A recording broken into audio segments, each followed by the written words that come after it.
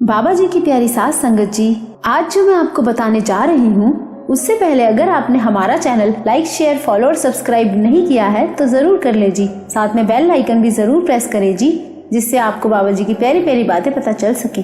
वो कहते हैं ना, कोई वकालत नहीं चलती इन जमी वालों की, जब कोई फैसला आसमान से उतरता है। आज जो मैं आपको एक रियल स्टोरी बताने जा रही हूँ, वो सुनकर आप किसी भी परेशानी से गुजर रहे होंगे तो आपको अपने सवालों का जवाब मिल जाएगा। अगर आप जिंदगी में किसी भी परेशानी से गुजर रहे होंगे, यह सुनकर आपको वो जो ऊपर वाला बैठा है उस पर विश्वास और अटल हो जाएगा। जिंदगी में जब हम किसी पर विश्वास करते हैं तो यही सोचकर करते हैं ना कि वो इंसान हमारा विश्वास नहीं तोड़ेगा, तो क्या उस मालिक, उस दुनिया बनाने वाले पर विश्वास नहीं कर सकते? क्या वो ऊपर वाला विश्वास तोड़ेगा? नहीं, कभी नहीं। विश्वास करके तो देखो। एक बार की बात है, एक परिवार था, बहुत गरीब। उस परिवार में 5 सदस्य थे, दादा दादी, माता पिता और एक छोटा सा उनका बेटा। उस परिवार में इतनी गरीबी थी कि हर रोज यही सोचना पड़ता था कि कल का खाना नसीब होगा या नहीं। उनका छोटा सा बच्चा भी उदास रहता, तो उसके पिता उसका हौसला बढ़ाने के लिए घर से बाहर जाकर दूर एक सामने पहाड़ पर इशारा करते हुए कहते कि बेटा, वहाँ ऊपर वाला रहता है, अगर हम उस ऊपर वाले से प्रार्थना करेंगे तो वो जरूर सुनते हैं। ऐसा हो ही नहीं सकता कि भगवान ना सुने, वो बच्चों की जल्दी सुनते हैं। अब उस बच्चे का भगवान पर विश्वास इतना ज्यादा बढ़ गया कि वो रोज प्रार्थना करने लगा कि भगवान जी, मेरे पापा की जॉब लगवा दो ना। भगवान ने उस बच्चे की इतनी जल्दी सुनी कि उसके पिता की जॉब सेना में लग गई। घर में मानो खुशियों का अंबार लग गया।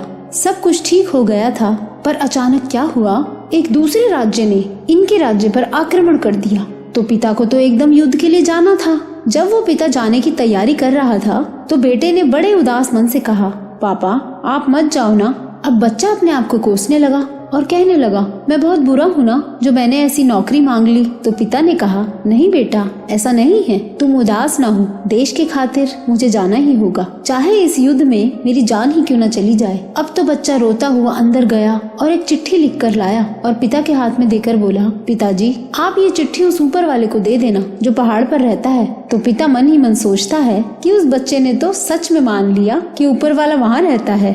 अब पिता युद्ध के लिए चल पड़ा। जब सरहद के पास पहुंचा तो उसको लगा, शायद मैं बचकर वापस ना आ पाऊं, तो इस चिट्ठी को वापस घर पर पहुंचा देता हूं।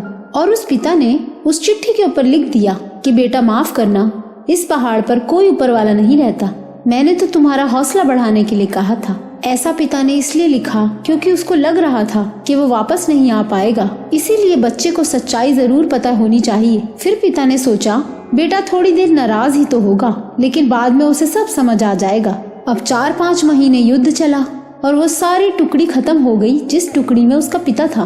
घर वालों को भी न्यूज पहुंच गई। पूरे घर में मातम छाया हुआ था। बच्चा बहुत रोया, पर बच्चे को कहीं ना कहीं अब भी ऊपर वाले पर विश्वास था। फिर एक दिन उनके घर का दरवाजा खटका और उस बच्चे ने जैसे ही दरवाजा खोला तो एक बहुत ही कमजोर दुबला पतला व्यक्ति दरवाजे पर आकर खड़ा हो गया। अब बच्चे ने जैसे ही उसकी ओर देखा तो उसकी आंखों में एक चमक आ गई और बोला, पापा आप तो आ गए, मुझे विश्वास था आप जरूर आओगे, ऊपर वाला मेरी बात जरूर सुनेगा। फिर पिता ने घर वालों को बताया कि उसको दूसरे राज्य की सेना पकड़ के ले गई थी, बहुत मारा, पर जैसे तैसे वो अपनी जान बचाकर भागा और घर वापस आ गया। तभी दरवाजे पर एक और दस्तक हुई। देखा वहाँ पोस्टमैन खड़ा था। उसने कहा, माफ करना, पहाड़ पर युद्ध की वजह से कोई डाक नहीं आ पा रही थी। तभी उस पोस्टमैन ने एक चिट्ठी उसी बच्चे के पिता को दी। ये वही बच्चे की लिखी हुई चिट्ठी थी जिस पर पिता ने वापस लिख दिया था कि बेटा माफ करना, इस पहाड़ पर कोई ऊपर वाला नहीं रहता, मैं तो तुम्हारा हौसला बढ़ाने के लिए ये बातें कहता था। पिता उस वक्त बहुत रो रहा था। उसी वक्त उसने चिट्ठी खोलकर पढ़ा कि देखे तो जरा कि बेटे ने क्या लिखा था।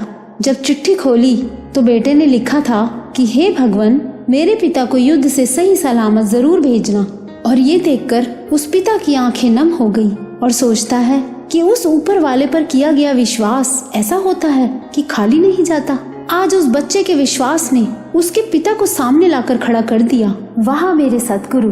तो बाबा जी की प्यारी सास संगत जी, अगर आपको अपने सतगुरु, अपने मालिक, अपने पिता पर सच्चा विश्वास है तो वो आपके विश्वास को कभी टूटने नहीं देंगे। बस विश्वास 100% होना चाहिए, 99% भी नहीं, 100% होना चाहिए। क्योंकि 100% में अगर 1% भी विश्वास कम है तो वो 1% ही 99% को होने नहीं देगा।